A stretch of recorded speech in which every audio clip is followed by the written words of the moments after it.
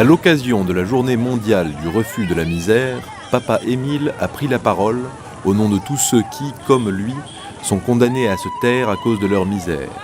L'on nous considère, nous les plus pauvres, comme des personnes qui ne représentent rien.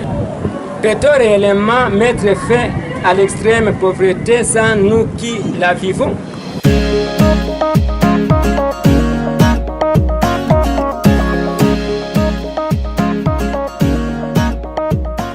À l'initiative de Joseph Wrezinski, le fondateur d'ATD Quart Monde, 100 000 personnes de tous milieux ont inauguré une dalle à l'honneur des victimes de la faim, de l'ignorance et de la violence.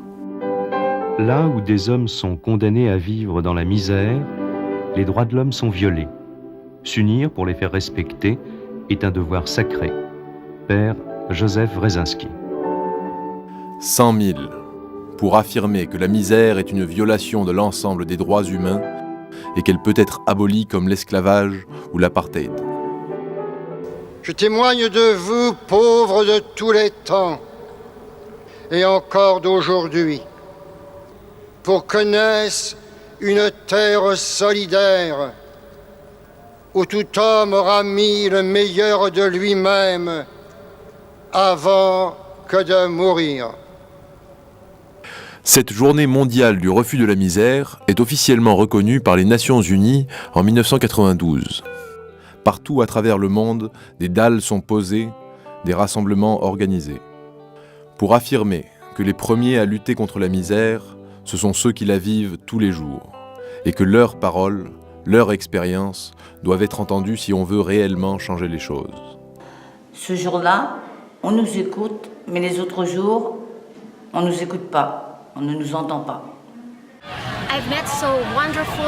J'ai rencontré des très belles personnes qui se sont battues toute leur vie contre la pauvreté et qui, malgré tout, continuent d'avoir beaucoup d'espoir dans la vie. C'est une source de force et d'inspiration pour moi. Partout, la même détermination. Faire en sorte que les personnes vivant la grande pauvreté soient au centre de cette journée, participantes et pas seulement invitées.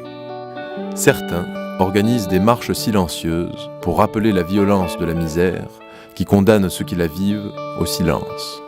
On a essayé d'être pauvre, on n'a pas envie d'aller se montrer, de marcher le 17 octobre, mais si on est côte à côte, ça donne du courage d'aller marcher. Des citoyens, des personnalités interpellent leur milieu associatif, professionnel, spirituel, politique, pour bâtir de nouvelles solidarités. Quand nous avons organisé le 17 octobre à l'ONU, nous avons mis les gens qui vivent dans la pauvreté sur le podium. Quand tu es pauvre, ta vie, la vie de tes enfants, la vie de ta famille, c'est pas toi qui l'as choisi. C'est important de ne pas se contenter de soulager la pauvreté. Ce qui est important, c'est d'éliminer la pauvreté.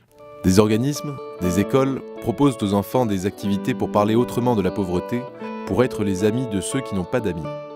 Au Guatemala, chaque mois, une personnalité change la rose de la paix.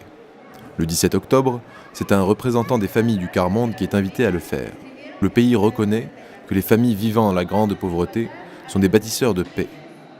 C'est pas parce que nous vivons l'extrême pauvreté que nous n'avons pas les mêmes droits. Nous sommes des personnes avec la même dignité et ça fait que nous devons nous faire respecter.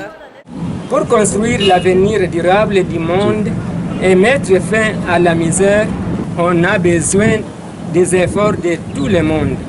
Dans près de 50 pays, le 17 octobre est devenu un moment fort, au cœur d'une mobilisation contre la misère qui nous concerne tous.